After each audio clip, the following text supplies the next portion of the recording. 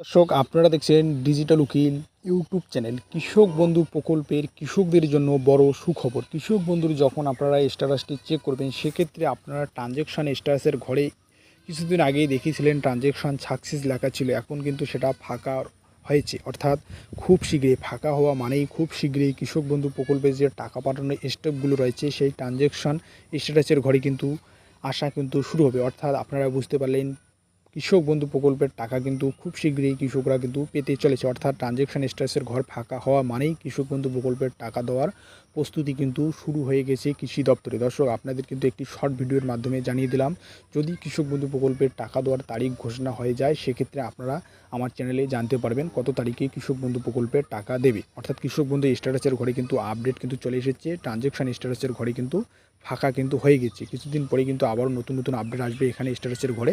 Update আসার পর লাস্টকে কিন্তু ট্রানজ্যাকশান সাকসেস হবে।